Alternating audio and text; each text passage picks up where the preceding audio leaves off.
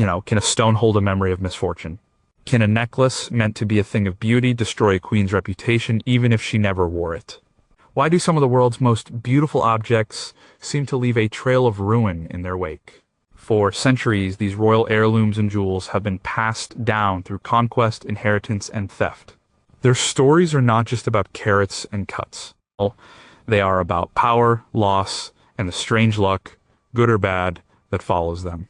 Number 16, could a single stone bring centuries of misfortune? The Hope Diamond glows a fiery red for several seconds after being exposed to ultraviolet light.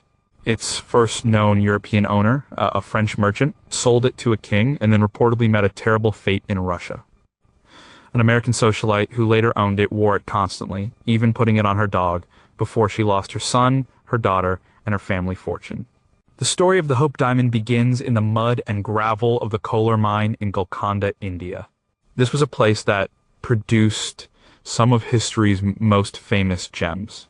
The original stone was a massive, crudely cut blue diamond, likely well over 112 carats. Legend says it was once the eye of a statue of the Hindu goddess Sita. A thief supposedly stole the stone from the statue, and a curse fell upon him and anyone who would possess it thereafter. This origin story is likely just that, a story, perhaps invented much later to add to the gem's mystique. The first verifiable owner was the French gem merchant Jean-Baptiste Tavernier. He was a seasoned traveler who made several voyages to the east. He acquired the large blue diamond in India around the year 1666.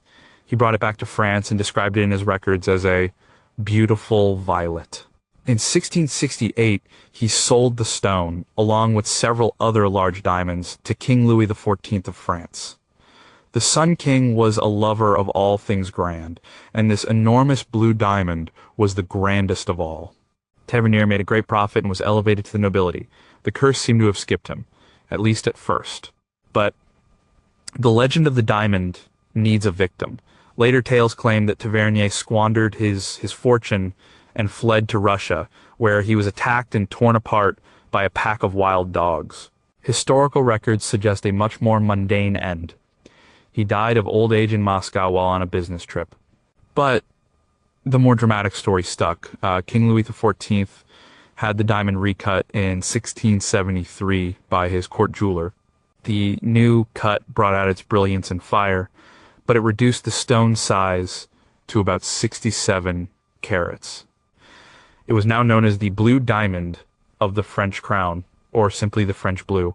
The king often wore it on a long ribbon around his neck on ceremonial occasions.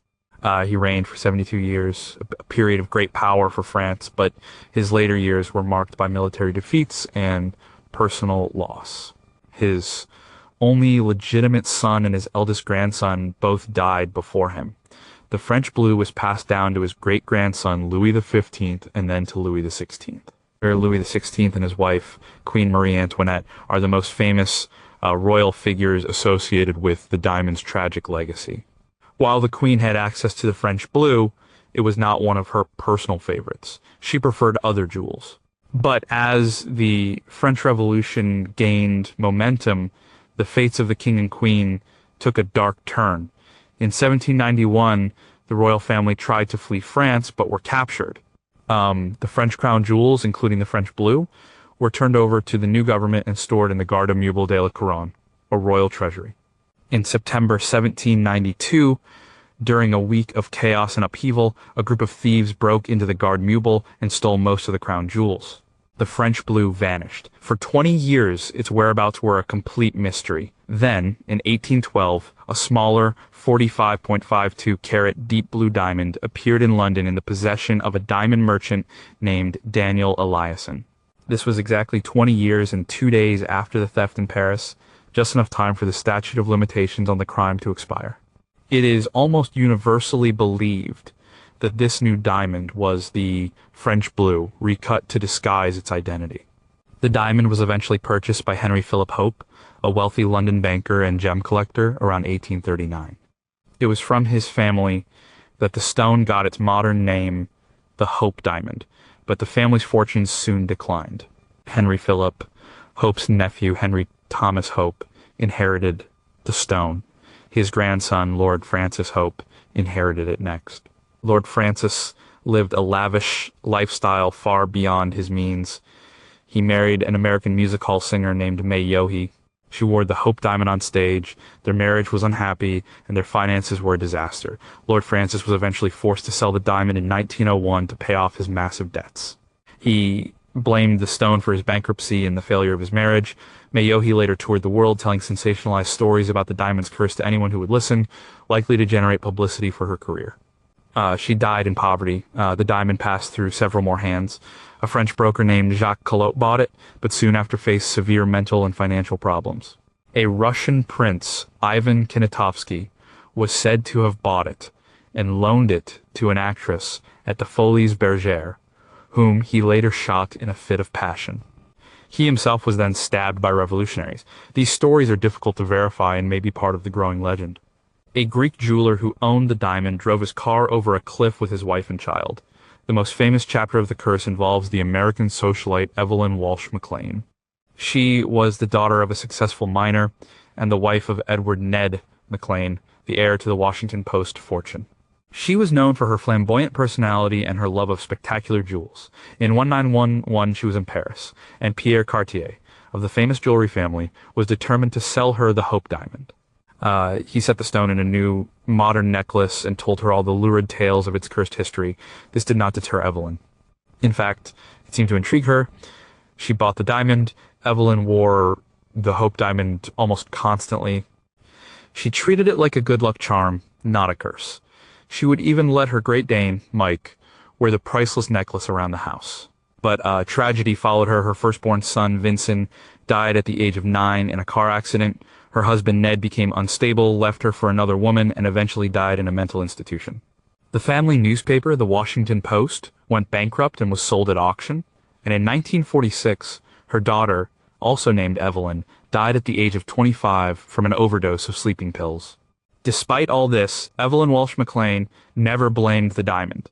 She refused to sell it, believing that getting rid of it would bring even worse luck. She died in 1947. After her death, her jewelry collection was sold to pay off her debts.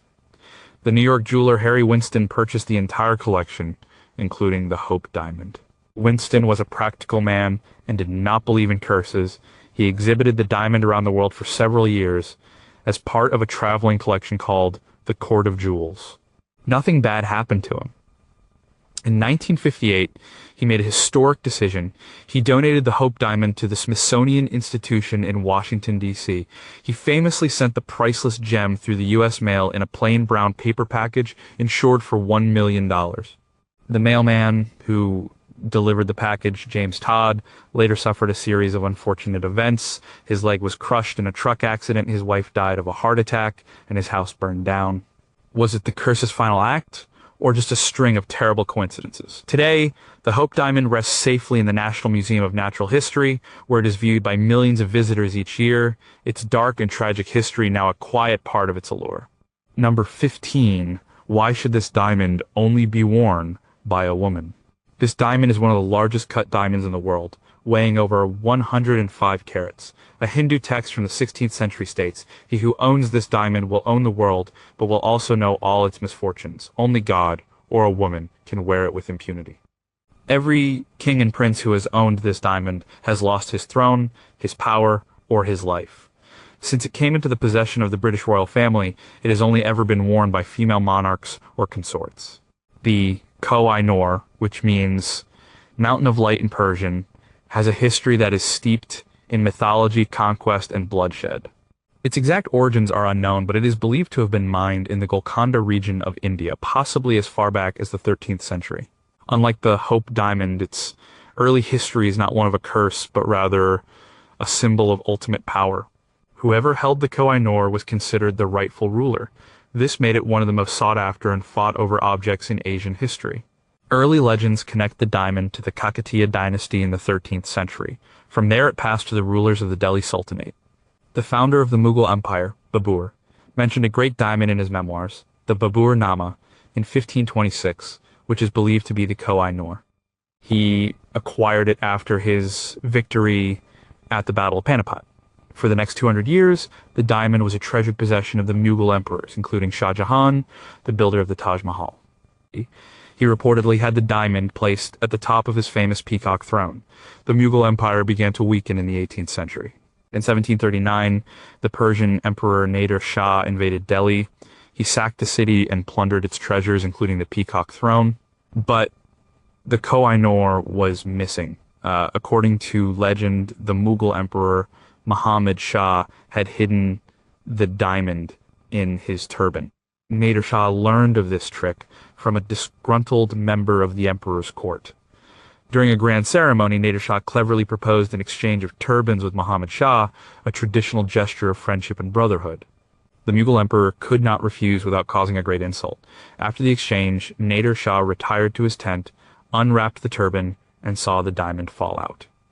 It was then he supposedly exclaimed, "Koh-i-Noor," giving the diamond its famous name.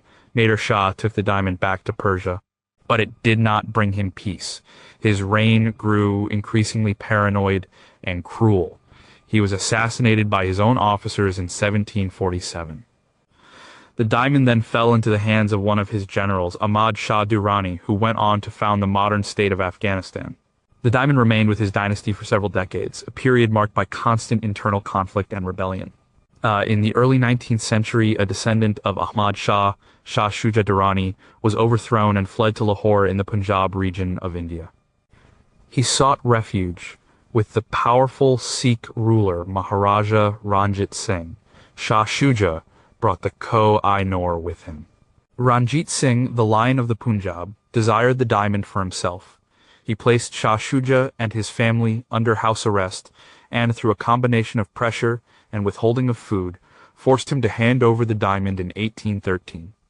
Ranjit Singh wore the diamond on his arm during festivals. He became very attached to it and willed it to a Hindu temple upon his death.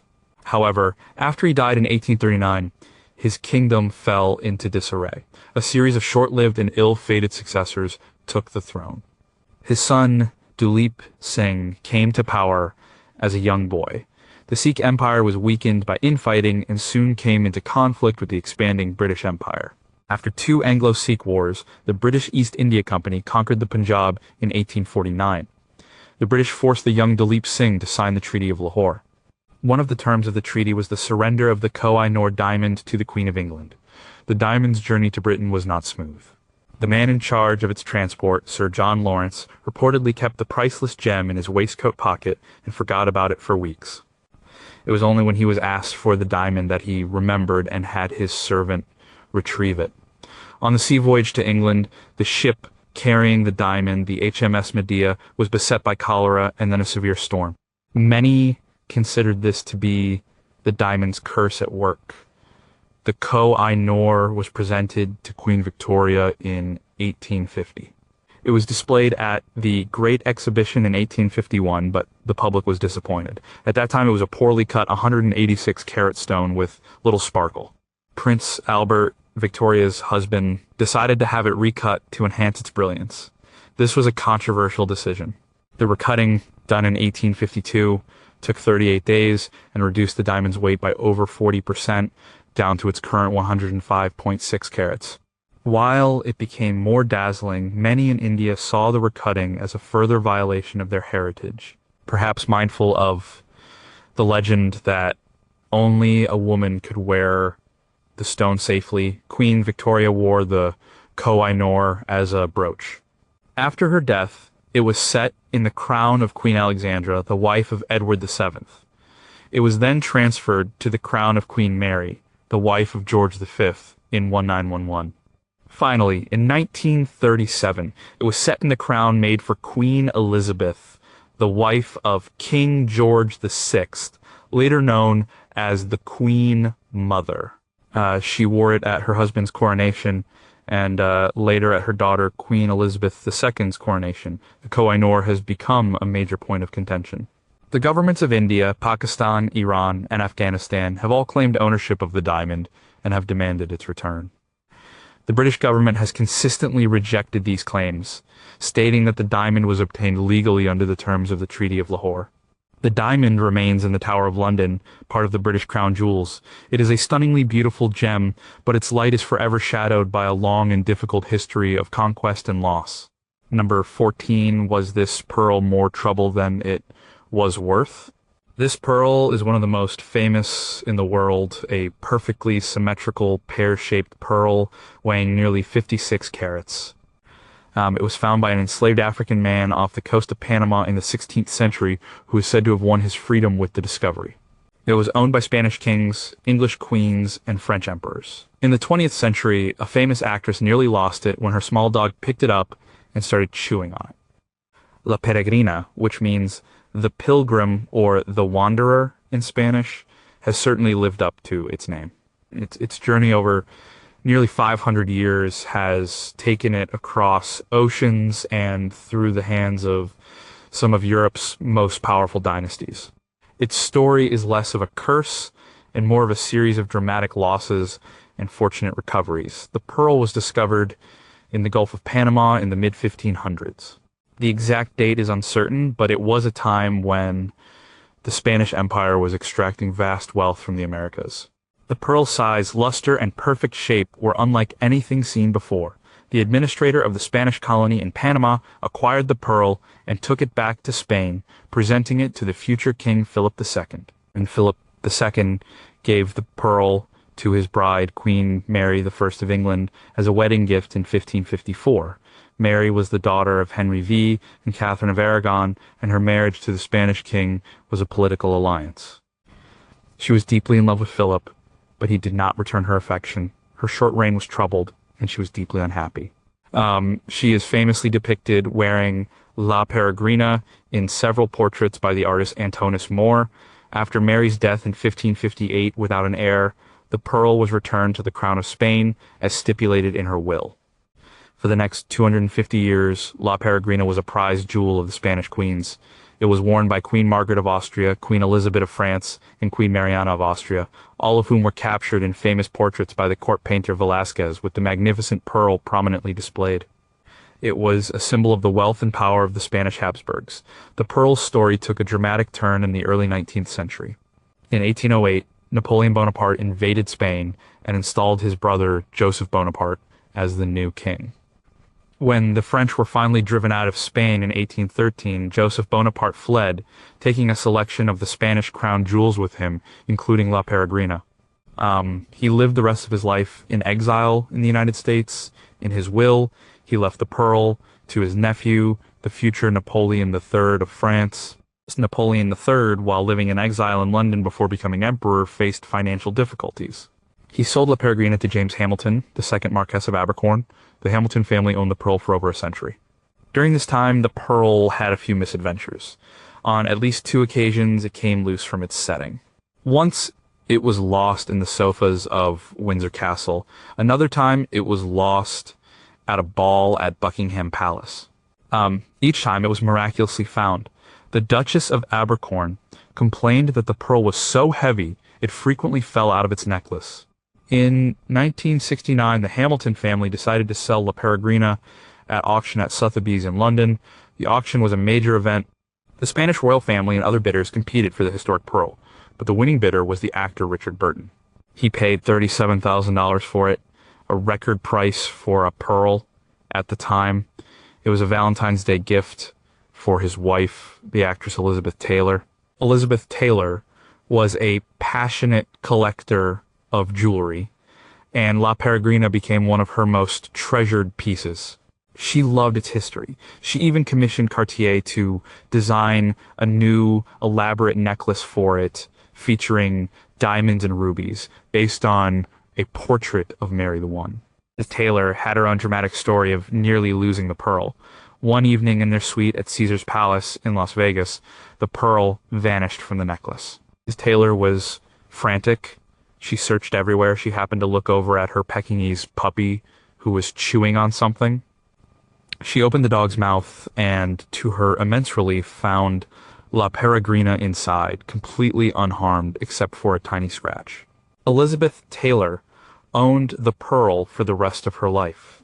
It was a constant companion and a symbol of her turbulent and glamorous life with Richard Burton. After her death in 2011, her entire jewelry collection was auctioned at Christie's. La Peregrina, in its Cartier setting, sold for a staggering $11,800,000, far exceeding its estimate. The pearl that had wandered from Spanish royalty to French emperors and Hollywood legends continued its journey, its value and its story growing with each new chapter. Number 13. Could a necklace that was never worn topple a monarchy?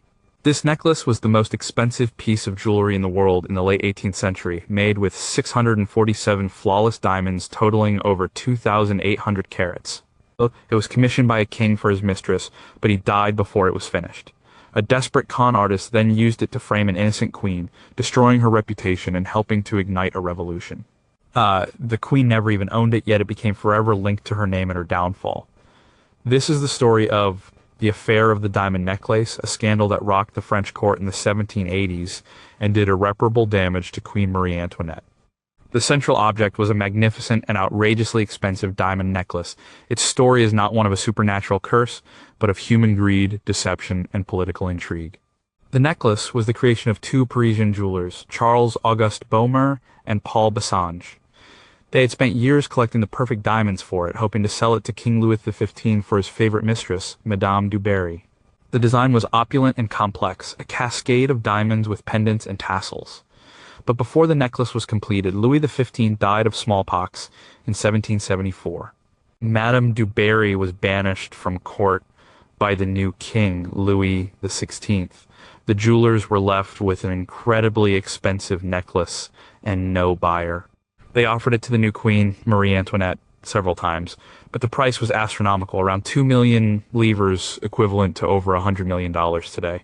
The French economy was in a terrible state, and the queen, though known for her love of luxury, recognized that such an expense would be wildly inappropriate.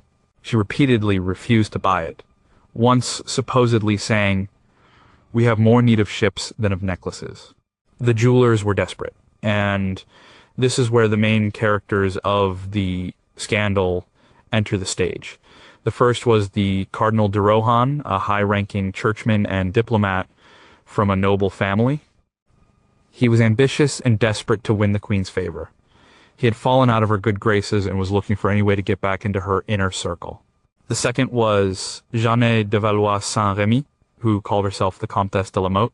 She was a charismatic and cunning woman who claimed to be a descendant of a past French king. In reality, she was a skilled con artist living on the fringes of society. She saw the cardinal's desperation and the jeweler's predicament as a golden opportunity. Madame de la Motte befriended the Cardinal de Rohan and convinced him that she was a close confidant of Marie Antoinette. This was a complete lie. The queen barely knew who she was. She told the cardinal that the queen secretly wanted the diamond necklace, but could not buy it publicly due to the country's financial problems. She proposed a scheme the cardinal would act as a secret intermediary. He would buy the necklace on the queen's behalf, and she would pay him back in installments. To convince the deeply gullible cardinal, Madame de la Motte staged a series of deceptions. She forged letters from the queen to the cardinal using a special blue paper and a signature that mimicked the queen's. She even arranged a secret nighttime meeting in the gardens of the Palace of Versailles. In this meeting, the cardinal met a woman he believed to be the queen.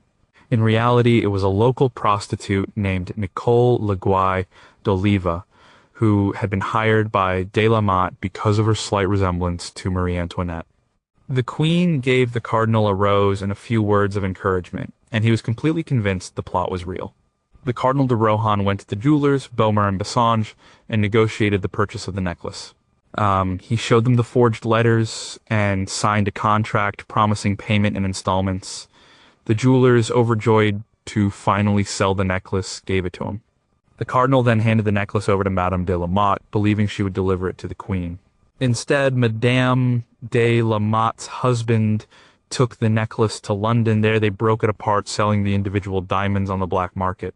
The scheme began to unravel when the first payment was due. The jewelers, not having received their money, went directly to the queen's lady-in-waiting to inquire about it. The queen was bewildered. She knew nothing about any necklace. When the truth came out, King Louis XVI was furious. He had the Cardinal de Rohan arrested in public at Versailles just as he was about to conduct a service in the chapel. Madame de Lamotte and other conspirators were also arrested. A sensational public trial followed. The cardinal was ultimately acquitted.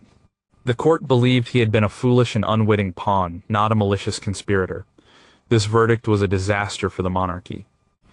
It implied that it was believable that the Queen of France would engage in such a clandestine and deceitful transaction. Madame de la Motte was found guilty, whipped, branded, and sentenced to life imprisonment, though she later escaped. For Marie Antoinette, the damage was catastrophic. Even though she was completely innocent, the scandal solidified her public image as a frivolous, deceptive, and out-of-touch spendthrift. Libelous pamphlets circulated throughout France depicting her as the villain of the story. The affair of the diamond necklace became a symbol of the corruption and excess of the royal court. It eroded public trust in the monarchy at a critical time. Just a few years later, the French Revolution would begin, and the Queen's already tarnished reputation contributed to the public's anger against her. The necklace, which she never wanted and never wore, played a key role in her tragic end. Number 12, can a jewel vanish and take a kingdom's glory with it?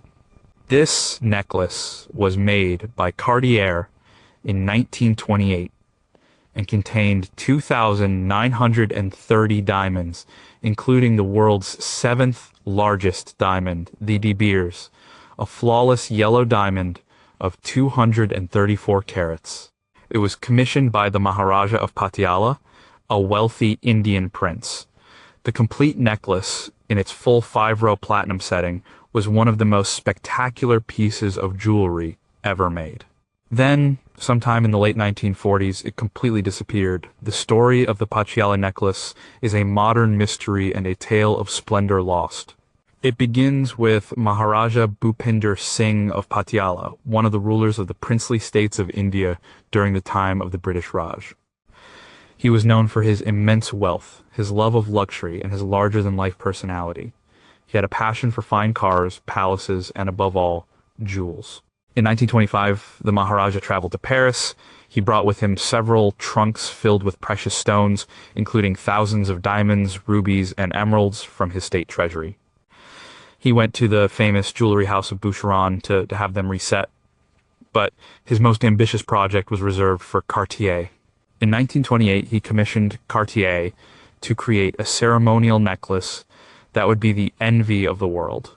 The centerpiece of the necklace was the massive De Beers diamond. This pale yellow cushion-cut diamond had been discovered in South Africa in 1888. The Maharaja had acquired it, and it was to be the focal point of his grand creation. The design Cartier produced was breathtaking. It was a 5-tiered cascading bib necklace made of platinum. The 5 chains were encrusted with 2,930 diamonds. Besides the De Beers diamond, it also featured 7 other large diamonds ranging from 18 to 73 carats and several large Burmese rubies. When completed, it was a dazzling masterpiece, a fusion of European Art Deco design and Indian royal grandeur. Maharaja Bhupinder Singh wore the necklace on great state occasions. It was a potent symbol of his power, wealth, and status. It was last seen on his son Maharaja Yadavendra Singh in 1941. After that, its history becomes murky. India gained its independence from Britain in 1947, and the princely states were gradually integrated into the new nation. The power and vast fortunes of the Maharajas began to wane. Sometime around 1948, the Patiala necklace vanished from the royal treasury of Patiala. For decades, its fate was a complete mystery. It was widely assumed that the royal family, perhaps facing financial pressures, had secretly sold it. It was also believed that the necklace had been broken up and its individual stones sold off separately. The great De Beers diamond could be recut and sold anonymously, and the thousands of smaller diamonds could be scattered across the globe. The magnificent work of art seemed to be lost forever. The story picks up again half a century later. In 1982, the De Beers diamond reappeared at a Sotheby's auction in Geneva. It was no longer part of the necklace, but on its own. It sold for just over $3 million. The fate of the rest of the necklace remained unknown. Then, in 1998, a representative from Cartier, Eric Nussbaum, was browsing a small secondhand jewelry shop in London. He came across a startling find: the skeletal remains of the Pachala necklace. The 5 platinum chains were there, with some of the smaller diamonds. But all the large stones were gone. The De Beers diamond was missing. The 7 other large diamonds were missing. The Burmese rubies were missing. It was just the frame of the once glorious piece. Cartier immediately bought what was left of the necklace. They then embarked on an ambitious and painstaking project to restore it to its former glory. This was an immense challenge. The original large diamonds were likely scattered around the world, impossible to trace. Cartier decided to recreate the missing stones. They used cubic zirconia and synthetic rubies to fill the empty settings, carefully matching the size and cut of the original gems based on photographs and drawings from their archives. For the magnificent centerpiece, they created a replica of the De Beers diamond. The restoration took several years. The final result is a stunning reconstruction that allows the world to see the scale and beauty of the original design. While it no longer contains the original precious stones, the restored Patiala necklace is a powerful link to a bygone era of royal splendor. It has been exhibited around the world, from Paris to Tokyo. The disappearance of the original necklace remains a symbol of the end of an era for India's Maharajas. Their world of unimaginable luxury and power faded away in the second half of the 20th century. The Patiala necklace in its original form was a pinnacle of that world. Its fragmentation and partial recovery tell a story of immense beauty, created, lost, and then in a new form, found again. Number 11. Could a tiara survive a revolution? This tiara is made of interlocking diamond circles from which hang 15 pear-shaped pearls. It was commissioned in the late 19th century for a Russian Grand Duchess. During the Russian Revolution, she was one of the last Romanovs to escape. The tiara, along with her other jewels, was smuggled out of Russia by a British diplomat hidden in a plain bag. She had to sell it to support her family in exile. The Vladimir tiara has a story of survival against the odds. It is not associated with a curse, but with the immense tragedy of the fall of the Romanov dynasty and the dramatic escape of its owner. The tiara was commissioned around 1874 by Grand Duke Vladimir Alexandrovich of Russia for his bride, Princess Marie of Mecklenburg-Schwerin, who became Grand Duchess Maria Pavlovna. The Grand Duchess was a major figure in the Russian imperial court. She was ambitious, intelligent, and a great rival of the Empress Alexandra Feodorovna. Her home in St. Petersburg, the Vladimir Palace, was a center of society and culture. She amassed a magnificent collection of jewels, and the Vladimir tiara, made by the court jeweler Bolin, was one of her favorites. The original design featured interlocking diamond circles with dangling pearl pendants. The world of the Russian aristocracy was shattered by the events of 1917. After the abdication of Tsar Nicholas II, the situation for the Romanov family became increasingly perilous.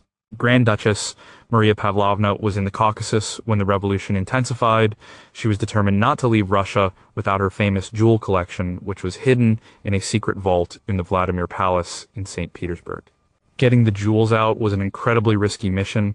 The Grand Duchess enlisted the help of a friend, Albert Stopford, a British art dealer and diplomat. Disguised as a workman, Stopford gained access to the palace. He located the secret vault behind a fireplace and packed the jewels, including the Vladimir tiara, into 2 Gladstone bags. He then smuggled them out of Russia, likely through the British diplomatic pouch, and delivered them safely to London. Grand Duchess Maria Pavlovna was one of the last Romanovs to escape Russia, leaving in 1920 aboard an Italian ship. She eventually made her way to Paris, a refugee stripped of her former status and wealth. She died just a few months later. Her children inherited her magnificent jewel collection. They had survived, but they needed money to live. They began to sell the jewels. The Vladimir tiara was sold in 1921 by the Grand Duchess's daughter, Princess Elena, to Queen Mary of the United Kingdom. Queen Mary was a renowned connoisseur of jewels and was fascinated by their history. She saw the potential in the tiara, which had been slightly damaged during its tumultuous journey from Russia. She had it repaired by the crown jeweler. Gerard and Queen Mary also made a clever and significant alteration to the tiara. She had it adapted so that the original pearl drops could be removed and replaced with a set of 15 emeralds, which were also in her collection. These were the famous Cambridge emeralds. This gave the tiara a new versatility. It can now be worn in 3 ways: with the pearls, with the emeralds, or widowed, with just the diamond circles and no drops. After Queen Mary's death in 1953, the Vladimir tiara was inherited by her granddaughter, Queen Elizabeth II. It quickly became one of her most frequently worn and recognizable pieces. She has worn it throughout her long reign for state banquets, official portraits, and important ceremonies. She has used all 3 versions of the tiara, choosing the pearls or emeralds to match her outfit or other jewelry. The Vladimir tiara is, more than just a beautiful object. It is a piece of history that survived one of the 20th century's most violent upheavals. It is a direct link to the lost world of the Russian imperial court. Every time it is worn, it carries with it the story of the Grand Duchess who owned it, the brave diplomat who saved it, and the queen who gave it a new life. Its journey from a St. Petersburg palace to the Tower of London is a testament to the enduring power and allure of these historic gems. Number 10. How did a blue diamond become a symbol of royal power and then vanish? Before there was the Hope diamond, there was the French blue. This magnificent 67-carat blue diamond was the star of the French crown jewels for over a century. It was cut from an even larger rough stone brought from India. It was worn by 2 of France's most powerful kings. Then, during the chaos of the French Revolution, it was stolen and was never seen again in its original form. The story of the French blue is the first chapter in the story of the Hope diamond. It begins with the gem merchant Jean-Baptiste Tavernier and his travels to India. In the 1660s, he acquired a very large 112-carat rough blue diamond. He brought this prize back to France and sold it to King Louis XIV in 1668. Louis XIV, the Sun King, was captivated by the stone's rare color and size. He commissioned his court jeweler, Jean Pitou, to recut it. The goal was to maximize its brilliance and to bring out the deep blue color. The cutting process took 2 years. The result was a stunning, triangular-shaped, brilliant cut of about 67.5 carats. The unique cut was designed to be viewed from the front, with its facets creating a star-like pattern. The king was delighted. The diamond was set in a gold cravat pin, which the king wore on a ribbon for ceremonial occasions. It was officially known as the Diamant Bleu de la Couronne de France, or the Blue Diamond of the French Crown. French blue is a symbol of the king's absolute power and the glory of France. It was a treasure of the state, not the king's personal property. It passed to his successor, Louis XV, in 1749. Louis XV had the court jeweler create a new, even more elaborate setting for the gem. It became the centerpiece of a magnificent ceremonial decoration for the Order of the Golden Fleece, a prestigious order of chivalry. The setting included the French blue, a large red spinel known as the Côte de Bretonne, and hundreds of smaller white diamonds. It was an overwhelming display of royal wealth. Louis XV inherited the French crown jewels, including the French blue, when he became king. He and his wife Marie Antoinette had access to the jewel, but it was primarily a state jewel worn by the king. As the 18th century came to a close, political tensions in France were rising. The immense wealth of the monarchy stood in stark contrast to the widespread poverty of the common people. In 1789, the French Revolution began. The royal family was placed under house arrest in Paris. The National Assembly took control of the French crown jewels and moved them to the Garde Meuble de la Couronne for safekeeping. This was supposed to protect them for the nation. However, in September 1792, a period of extreme turmoil in Paris, the Garde Meuble was poorly guarded. Over 5 nights, a gang of thieves broke in and systematically looted the treasury. They stole almost everything, including the Sancy diamond, the Regent diamond, and the entire Order of the Golden Fleece decoration containing the French blue. The theft was a national scandal. The revolutionary government managed to recover some of the stolen jewels, including the Regent diamond, after one of the thieves confessed. But the French blue was gone. It seemed to have vanished without a trace. For 2 decades, nothing was heard of the magnificent blue diamond. Then, in 1812, a deep blue diamond of a different shape appeared for sale in London. This diamond weighed about 45 carats. It was in the possession of the diamond merchant Daniel Eliasson. The timing was significant. The 20-year statute of limitations for the theft of the French crown jewels had just expired, meaning the holder of the stone could not be prosecuted. It is now widely accepted by gemologists and historians that this new blue diamond was the French blue, which had been recut to disguise its famous identity. The recutting was a brutal act of vandalism from a historical perspective, but it was a clever way to sell a stolen, and therefore unsellable, stone.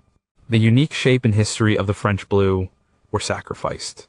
This recut diamond was eventually bought by the Hope family, and it became known as the Hope diamond.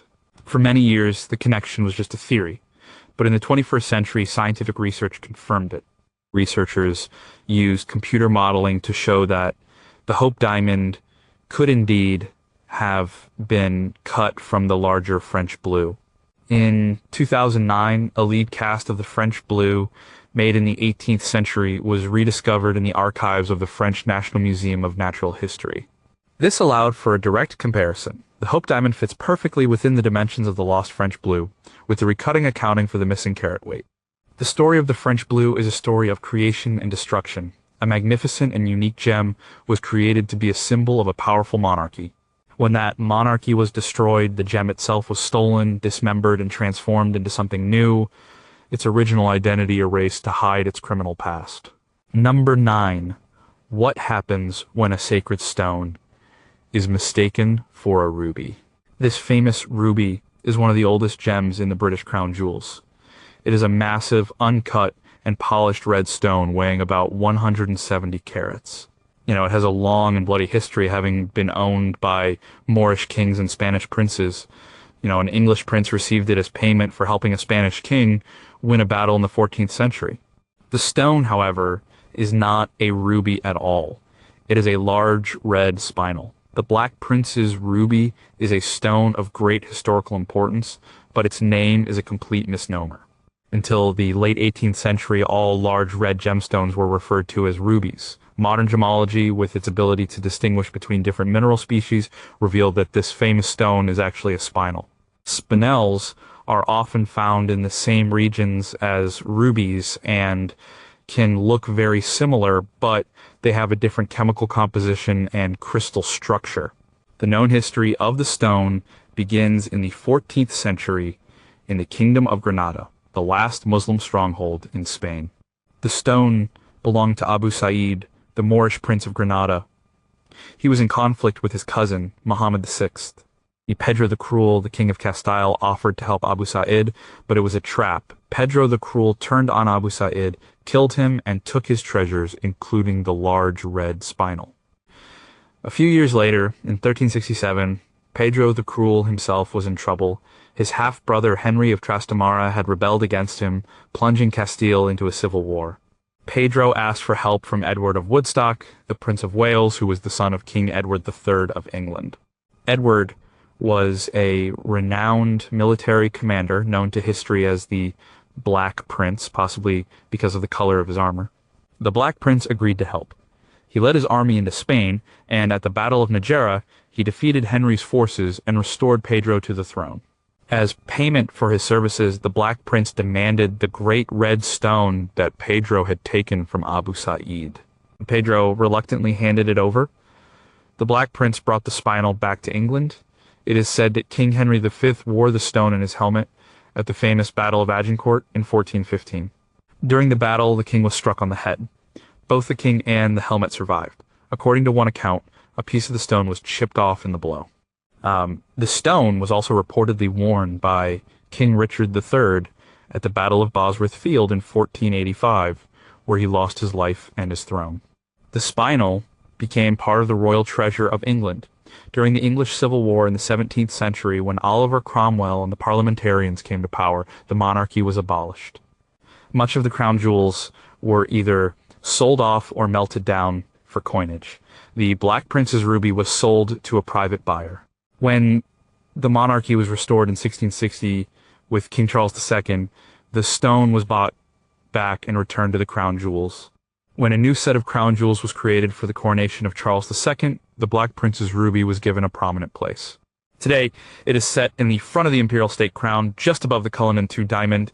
The imperial state crown is the crown worn by the British monarch at the end of the coronation ceremony and on other formal occasions, such as the state opening of Parliament. The Black Prince's ruby, with its raw, uncut appearance, stands out among the perfectly faceted diamonds that surround it. It has a hole drilled in the top, a relic of its past life when it was likely worn as a pendant. A small ruby has been used to plug the hole. The stone has witnessed centuries of English and British history. It has been present at battles, coronations, and state ceremonies. Its long and often violent journey from a Moorish kingdom in Spain to its current place in the Tower of London makes it one of the most historically significant gems in the world, even if it is not what its name suggests. Number 8. Can a diamond be a reward for deceit? This large white diamond weighs nearly 190 carats and is shaped like half a pigeon's egg. According to a dramatic and likely untrue story, it was once one of the eyes of a Hindu deity in a temple in India. It was stolen by a French soldier who deserted his army. He sold it to a sea captain, who then sold it to a merchant. It was eventually purchased by a Russian count to win back the favor of Empress Catherine the Great. The Orlov diamond, sometimes called the Orlov, has one of the most colorful and disputed histories of any major gem. It is now part of the Russian Diamond Fund in the Moscow Kremlin, set into the imperial scepter of Catherine the Great. The most popular story of its origin is pure adventure. It claims the diamond was the eye of the statue of the deity Sri Ranganathaswamy in a temple in Srirangam, India. In the mid-18th century, a French soldier, a deserter from the Carnatic Wars, heard about the diamond. He converted to the Hindu faith and became a devotee at the temple, a process that took him years. His true goal was to get close enough to the statue to steal the diamond eye. One stormy night, he finally made his move, pried the diamond from its socket, and escaped. He fled to Madras, now Chennai, and sold the stone to an English sea captain for a modest sum. The sea captain then sold the diamond to a Jewish merchant in London. The diamond passed through several hands in the gem trade, eventually appearing in Amsterdam, which was then the center of the European diamond market. This is where the verifiable part of its history begins. In Amsterdam, the diamond was owned by an Armenian merchant named Shafras. Count Grigorievich Orlov, a former lover of Empress Catherine the Great of Russia, learned about this spectacular stone. At this time, Orlov had fallen out of favor with the Empress. He had been a key figure in the coup that put her on the throne, and they had a long and complicated relationship. He was looking for a grand gesture to win back her affection and influence at court. In 1773, Orlov bought the massive diamond from Shafras for a reported 400,000 Dutch florins. He took it back to Russia and presented it to Catherine the Great on her name day in 1774. Catherine accepted the magnificent gift. She had it mounted in the imperial scepter, where it remains today. In honor of the giver, the diamond was named the Orlov. Catherine was grateful for the gift, but it did not have the effect Orlov had hoped for. He never regained his former position as her favorite. His political influence declined, and he eventually left Russia. He died a few years later. The Orlov diamond itself has some unique characteristics. It has a slight bluish-green tint and retains an Indian-style rose cut. There are over 180 facets on its surface. Its shape is often described as a high dome. Gemologists have noted that its style of cut is consistent with diamonds from the Mughal era in India. This has led to an alternative theory about its origin, which is less romantic, but perhaps more plausible. Some experts believe the Orlov diamond is actually the lost Great Mughal diamond. The Great Mughal was a legendary diamond seen by the gem merchant Jean-Baptiste Tavernier at the court of the Mughal Emperor Aurangzeb in 1665. Tavernier described it as a large rose-cut diamond. The Great Mughal diamond disappeared from historical records after Nader Shah's invasion of Delhi in 1739. It is possible that the Orlov is what remains of the Great Mughal, perhaps after being slightly recut. Whatever its true origin, the Orlov diamond became a powerful symbol of the Russian Empire. It survived the Russian Revolution, unlike many of the Romanov jewels, which were sold off by the new government. Today, it is on public display in the Kremlin, a massive and mysterious stone that was either a sacred object stolen by a deserter or a lost treasure of the Mughal emperors, used in a failed attempt to buy back a queen's love. Number 7. Could a gem be both a spoil of war and a pledge of peace? This massive red stone, weighing over 360 carats, is not a ruby, but a spinel. Its name is engraved with the names and titles of 6 different rulers, including Mughal emperors like Jahangir and Shah Jahan. It was plundered from Delhi in the 18th century by a Persian ruler. It was later given to Queen Victoria as a gift from the British East India Company after the Anglo-Sikh Wars. The Timur ruby is another great impostor, a giant spinel that was treasured as a ruby for centuries. Its name comes from Timur, or Tamerlane, the 14th century Turco-Mongol conqueror. For a long time, it was believed that he was one of the stone's early owners, although there is no firm evidence of this. The stone's true value lies not just in its size, but in the history that is literally carved onto its surface. The practice of inscribing gems with the names of their owners was common in the Mughal and Persian courts. These inscriptions make the Timur ruby a unique historical document. The oldest legible inscription is that of Jahangir, the Mughal emperor who reigned from 1605 to 1627. His inscription in Persian script refers to his father, Akbar. Another famous inscription is that of his son, Shah Jahan, the builder of the Taj Mahal. His inscription, dated 1628, grandly calls him the second lord of the auspicious conjunction. The stone was part of the immense treasure of the Mughal Empire and was likely set in the famous Peacock Throne. In 1739, the Persian ruler Nader Shah invaded India and sacked the Mughal capital of Delhi. He carried off a vast amount of treasure, including the Peacock Throne, the Koh-i-Noor diamond, and the Timur ruby. The spinel was taken to Persia, where it remained for several decades. After Nader Shah's assassination, the stone passed to his successors and eventually to Ahmad Shah Durrani, the founder of Afghanistan. The final inscription on the stone is from Ahmad Shah. In the early 19th century, the political landscape of the region shifted again. The Sikh Empire rose to power in the Punjab under Maharaja Ranjit Singh. He managed to acquire many of the treasures that had been taken by Nader Shah, including the Koh-i-Noor and the Timur ruby. The spinel remained in the Lahore treasury until the defeat of the Sikh Empire by the British East India Company in the 1840s. After the Second Anglo-Sikh War in 1849, the East India Company took control of the Lahore treasury as part of the peace treaty. The company's directors decided to present some of the most significant treasures to Queen Victoria. The Timur ruby, along with the Koh-i-Noor, was shipped to England. The stone was displayed at the Great Exhibition of 1851 in London, where it was billed as the Great Ruby. In 1853, the court jewelers Gerard created a new necklace for the stone. The Timur ruby was set as the centerpiece of an Oriental-style gold and enamel necklace, with 3 smaller spinels from the Lahore treasury also included. Queen Victoria admired the stone for its historical significance, but she apparently did not wear the necklace often. It was during this period that gemological science advanced, and the stone was correctly identified as a spinel, not a ruby. This reclassification might have diminished its monetary value in the eyes of some, but not its historical importance. Unlike the Koh-i-Noor, which was incorporated into the formal crown jewels, the Timur ruby and its necklace remained the personal property of the British monarch. It is now part of the royal collection. It is rarely seen in public. The stone that was once a symbol of Mughal power, a spoil of Persian conquest, and a treasure of the Sikh Empire now rests quietly, a silent witness to centuries of change, its story told in the names carved on its polished faces.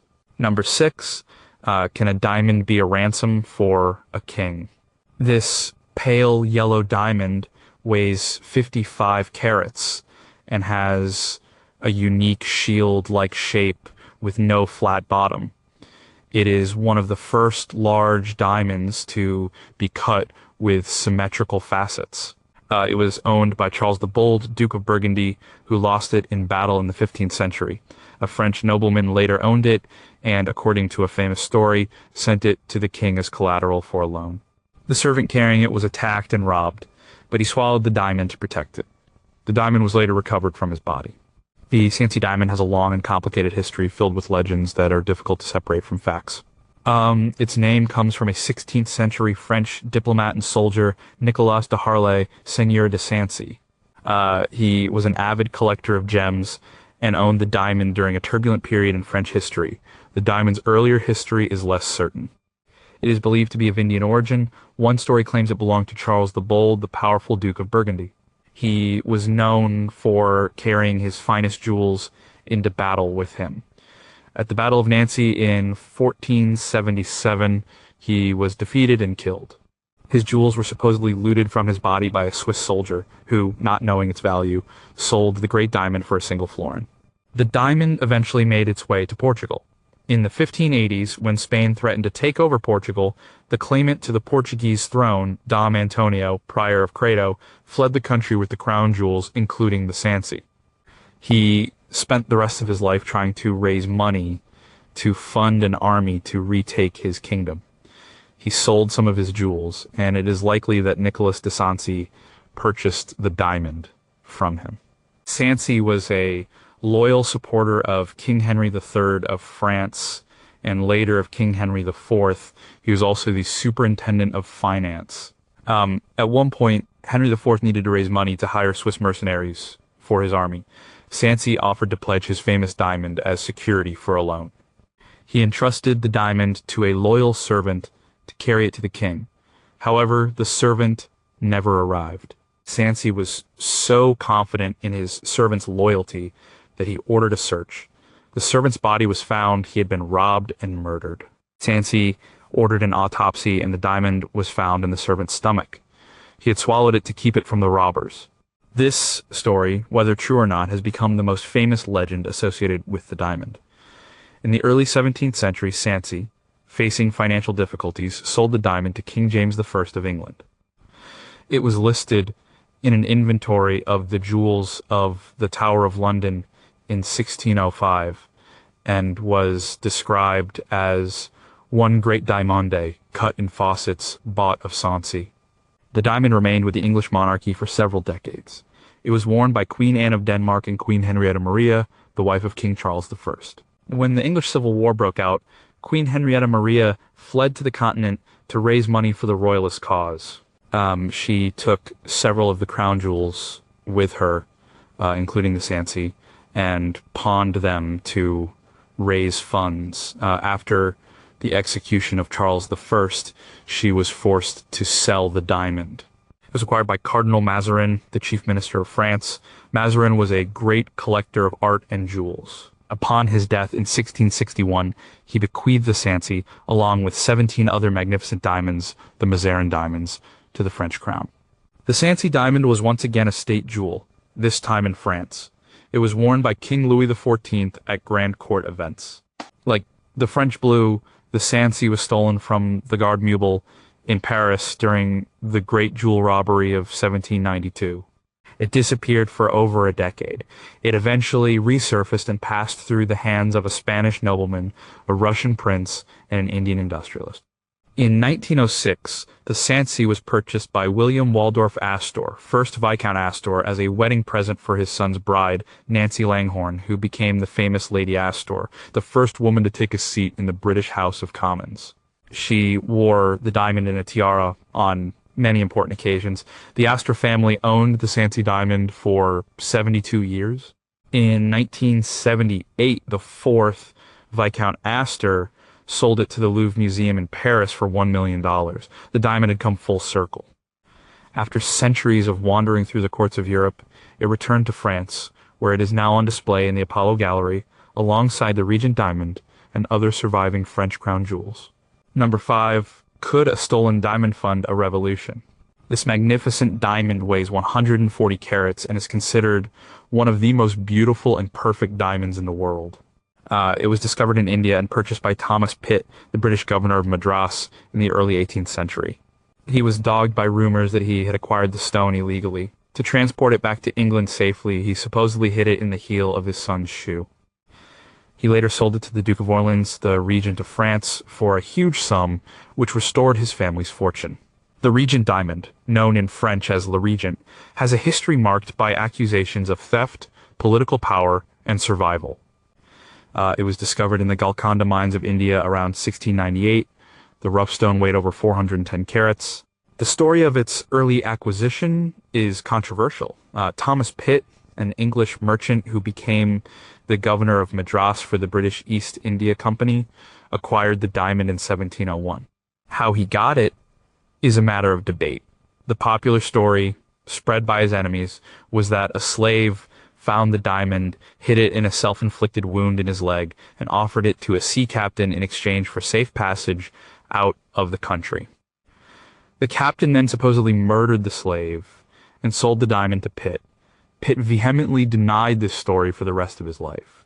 He claimed he bought the diamond legitimately from an Indian merchant. Whatever the truth, the accusation of blood diamond haunted him. He shipped the massive rough stone back to England. The journey was perilous, and Pitt was paranoid about theft. He constantly changed his location in his disguise. The legend that he hid the diamond in his son's shoe comes from this period. Once in London, Pitt had the diamond cut by the jeweler Joseph Coke. The process took 2 years and was extremely difficult. The result was a spectacular 140.64 carat cushion cut brilliant, renowned for its exceptional clarity and fire.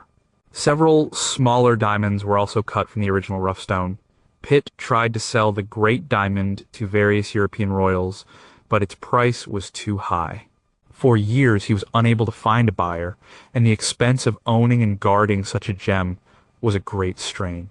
Finally, in 1717, he sold it to Philippe II, Duke of Orleans, who was the regent of France for the young King Louis XV. The price was £135,000, an enormous sum at the time. The sale made Thomas Pitt a very wealthy man and established the fortune of his famous political family, which included his grandson, William Pitt the Elder, and his great-grandson, William Pitt the Younger, both of whom became Prime Minister of Great Britain. In France, the diamond was renamed Le Regent and was set into the crown of Louis XV for his coronation in 1722. It was later set into a hat worn by Louis XVI. Marie Antoinette also wore it, set in a diadem. It was, like the Sancy and the French blue, part of the French crown jewels stored at the Garde Nubel. The Regent diamond was also stolen during the 1792 robbery. However, it was recovered a few weeks later. The story is that one of the thieves, de Perron, revealed its hiding place in a confession just before he was executed. The diamond had been buried in a ditch in the Champs-Élysées. During the French Directory, the government was in dire financial straits. The Regent diamond was used as security for loans to finance the military campaigns of a rising general named Napoleon Bonaparte. When Napoleon became first consul and later emperor, he redeemed the diamond. He had it set into the hilt of his ceremonial sword. He carried the sword at his coronation in 1804. After Napoleon's fall, the diamond remained with the French state. It was worn by the restored Bourbon kings and later by Emperor Napoleon III and his wife, Empress Eugenie. In 1887, the French Third Republic decided to sell off most of the French crown jewels at a public auction. They feared that keeping the jewels would fuel royalist ambitions to restore the monarchy. However, a few of the most historically important pieces were saved for the nation due to their significance. The Regent diamond was one of them. Today, the Regent diamond is on display at the Louvre Museum in Paris. It is considered one of the most important diamonds in the world, not just for its size and quality, but for its rich history. It is a stone that built a British political dynasty, adorned French kings and emperors, and even helped to fund Napoleon's rise to power. Number 4. What if a gift from a dying queen carried a curse of sadness? This cross is an 11th century Byzantine reliquary made of gold and enamel. It is said to contain a fragment of the true cross and a piece of silk from the grave of St. Canute. It was found in the tomb of Queen Dagmar of Denmark when it was opened in 1683, nearly 470 years after her death. It was given to a later Danish princess, who became a beloved but tragic queen in another country. The Dagmar cross has a somber and poignant history. Its story is not one of greed or theft, but of love, loss, and a perceived legacy of gentle sadness. The cross is named for Queen Dagmar of Bohemia, the first wife of King Valdemar II of Denmark. She was known for her beauty and kindness, and was beloved by the Danish people. She died in 1212. According to a traditional Danish ballad, on her deathbed, she begged her husband not to marry the poison flower, Berengaria of Portugal, warning that it would bring sorrow to Denmark. Centuries passed. In 1683, King Christian V ordered the opening of the royal tombs at St. Ben's Church in Ringsted. When Queen Dagmar's tomb was opened, the small, beautifully crafted Byzantine cross was found resting on her chest. The cross is a remarkable piece of craftsmanship. On one side, it has a figure of Christ on the cross. On the other side are portraits of Christ, St. Basil, St. John Chrysostom, Mary the Mother of Jesus, and St. John the Evangelist. The discovery caused a great sensation. A copy was made and, the original was placed in the Danish royal treasury. The cross remained a historical artifact until the 19th century. In 1863, King Frederick VII of Denmark presented a copy of the Dagmar cross as a wedding gift to Princess Alexandra of Denmark, who was marrying Albert Edward, the Prince of Wales, the future King Edward VII of the United Kingdom. Princess Alexandra was immensely popular in her new country. She was beautiful, charming, and dedicated to her family and charitable works. However, her life was marked by a quiet and persistent sadness. Her marriage was not always happy, as her husband was known for his many infidelities. She also suffered from health problems. An illness left her with a permanent limp, and hereditary otosclerosis caused her to become increasingly deaf. The greatest tragedy of her life was the loss of her children. Her youngest son, Prince John, died just 24 hours after his birth. In 1892, her eldest son and the heir to the throne, Prince Albert Victor, Duke of Clarence, died suddenly from pneumonia at the age of 28. His death was a devastating blow to Alexandra and the entire royal family. Throughout her life, Alexandra treasured the Dagmar cross. It was a tangible link to the history of her beloved home country of Denmark and to the gentle, long-dead queen for whom it was named. She wore it often. When her husband, King Edward VII, died in 1910, she placed a replica of the cross made of flowers on his coffin. After Alexandra's death, the cross passed to her daughter-in-law, Queen Mary, and then to her granddaughter-in-law, Queen Elizabeth, the Queen Mother. It is not part of the official crown jewels, but is part of the Queen's personal collection. Because of the sad life of Queen Alexandra, a belief arose that the cross carries a gentle curse, not of violence or ruin, but of personal sorrow and bereavement. It is seen as a beautiful and sacred object that is nonetheless linked to the quiet grief of the two queens whose names are associated with it, the long-dead Dagmar and the much-loved, but often unhappy Alexandra. In Denmark today, a copy of the Dagmar cross is a traditional gift given at baptisms or confirmations, a symbol of faith and national heritage. Number 3, could a purple stone force its owner to throw it in a canal? This stone is not a sapphire, but a large violet-colored amethyst. It was part of a treasure looted from a temple in India during the Indian Rebellion of 1857. Every person who owned it afterward suffered from misfortune, financial ruin, and ill health. One owner, a respected scientist and writer, became so terrified of it that he sealed it in a box with protective charms and a written warning instructing that it should not be opened until 33 years after his death. He even tried to get rid of it by throwing it into a canal, but it was dredged up and returned to him. The story of the Delhi Purple Sapphire is one of the most chilling tales of a cursed object. The stone is currently housed in the Natural History Museum in London, but for many years it was hidden away, locked inside a series of boxes like a Russian doll, accompanied by a terrifying letter of warning.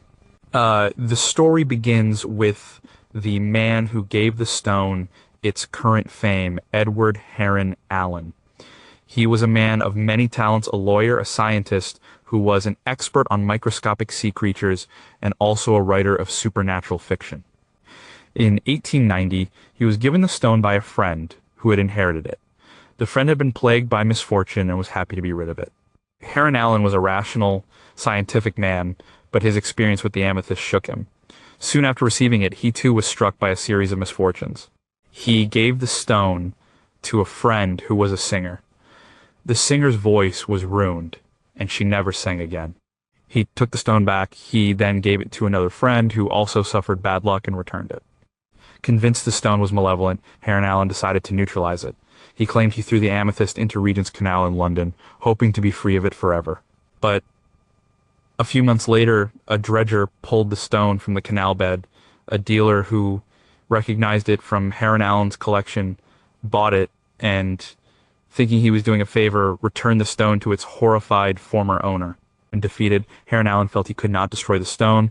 He decided to lock it away. He placed the amethyst in a box, which he then sealed inside 6 other boxes. He surrounded it with protective charms, including a double-headed scarab. He then wrote a long letter detailing the stone's terrible history as he knew it. According to his letter, the stone was originally looted from the Temple of Indra in Kanpur. Now, Kanpur during the bloody Indian Rebellion of 1857. It was brought to England by a cavalry officer, Colonel W. Ferris. From the moment he possessed it, Colonel Ferris suffered financial losses and health problems. He gave it to his son, who suffered the same fate. A family friend who borrowed it took his own life. The letter contains Heron Allen's stark warning: this stone is trebly accursed and is stained with the blood and the dishonor of everyone who has ever owned it. He concludes with the dramatic instruction: whoever shall open this box shall first read this warning and then do as he pleases with the jewel.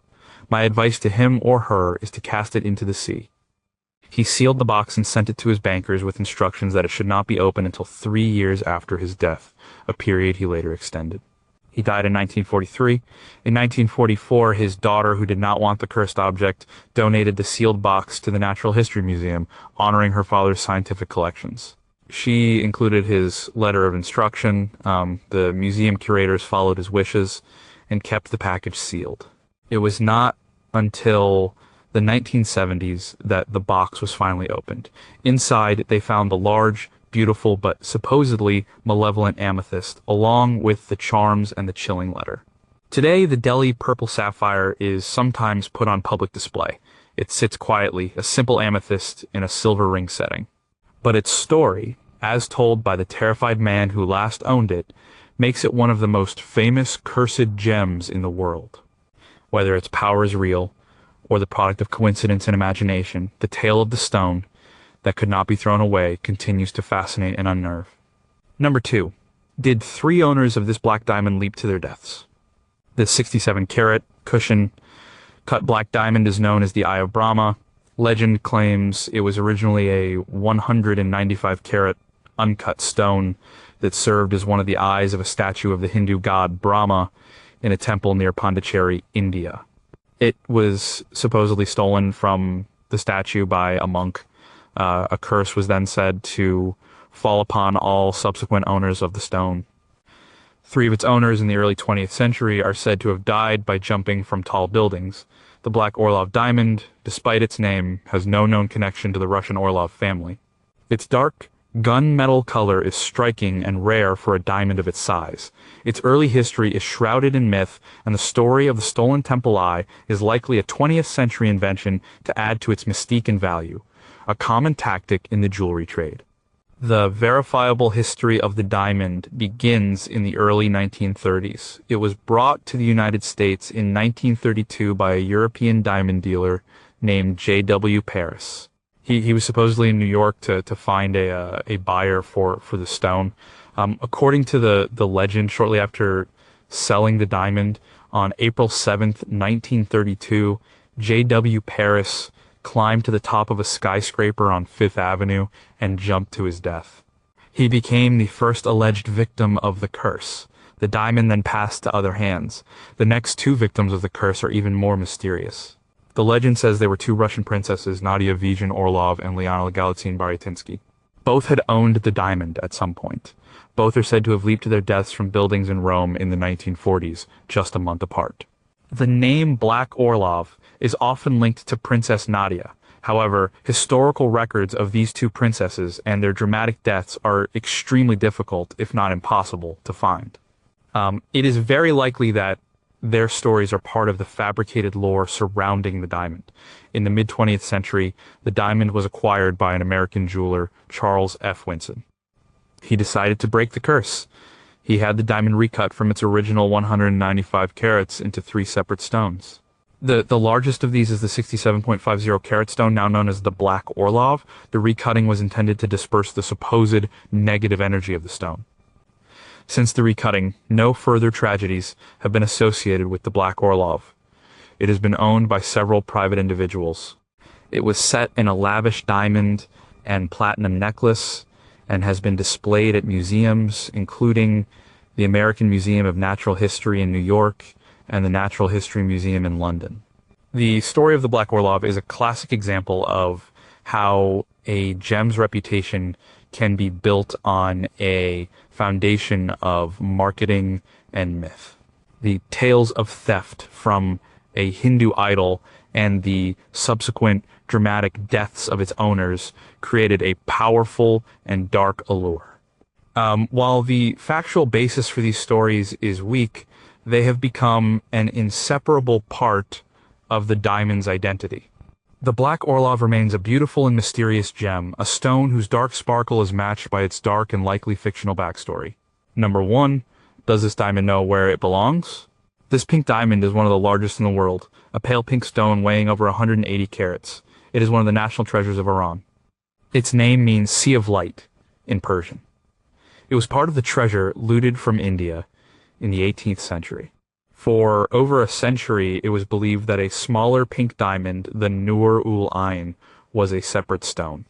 But in the 1960s, a team of researchers discovered that the 2 diamonds were likely once part of a single, even larger stone, a legendary pink diamond from the ancient world. The Darya-i-Noor has a history that is intertwined with the history of Persia and India. It is a rare Type II diamond, known for its exceptional clarity.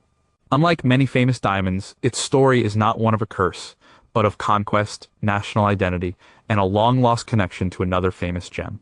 The diamond is believed to have originated in the Golconda mines of southern India. Its early history is uncertain, but it was likely owned by the Mughal emperors. It became part of the vast Mughal treasury in Delhi, which contained countless priceless gems. In 1739, the Persian ruler Nader Shah invaded the Mughal Empire. He defeated the Mughal army and captured Delhi. He then systematically plundered the city's wealth. He took the Peacock Throne, the Koh-i-Noor, the Timur Ruby, and the Darya-i-Noor. These treasures were taken back to Persia and became the foundation of the Persian or Iranian crown jewels. The Darya-i-Noor was a particular favorite of Nader Shah. After his assassination, the diamond passed through the hands of his successors. It eventually came into the possession of the Zand dynasty and then the Qajar dynasty, which ruled Persia from the late 18th century until 1925. The Qajar Shahs treasured the diamond. Fath Ali Shah Qajar had his name inscribed on one of its facets. Nasir al-Din Shah Qajar was particularly fond of the stone. He often wore it on an armband, and later had it set in a frame so it could be worn as a brooch on his uniform. He believed the diamond had once adorned the crown of Cyrus the Great. When the Pahlavi dynasty came to power in 1925, the Darya-i-Noor and the other crown jewels were transferred to the state. They were no longer the personal property of the ruler, but were held as a national treasure, used to back the country's currency. Today, the Darya-i-Noor is the centerpiece of the national jewels of Iran, on display at the Central Bank of Iran in Tehran. For a long time, the Darya-i-Noor was considered a unique standalone gem. Another important gem in the Iranian collection was the Nur-ul-Ain, light of the eye, a 60-carat, brilliant-cut pink diamond set in a tiara. This tiara was created for the wedding of Empress Farah Pahlavi in 1958. The Great Mystery was solved in 1965. A Canadian team from the Royal Ontario Museum was invited to Iran to study and catalog the crown jewels. During their research, they made a remarkable discovery. They concluded that the Darya-i-Noor and the Nur-ul-Ain were most likely 2 pieces of a much larger historical diamond known as the Great Table Diamond. The Great Table Diamond had been seen and described by the French gem merchant Jean-Baptiste Tavernier when he visited the Mughal court in the 17th century. He described a large, flat, pale pink diamond. This diamond disappeared from historical records after Nader Shah's invasion. The Canadian team proposed that at some point after it was brought to Persia, the Great Table Diamond was cleaved into two pieces. The larger piece became the Darya-i-Noor, and the smaller piece was later recut to create the Noor-ul-Ain. Their shapes, color, and clarity were a perfect match. The story of the Darya-i-Noor is a story of a gem that holds the history of empires within its facets.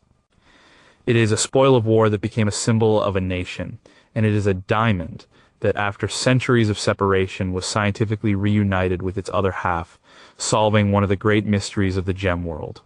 It is a stone that, after its violent removal from India, seems to have finally found its permanent home.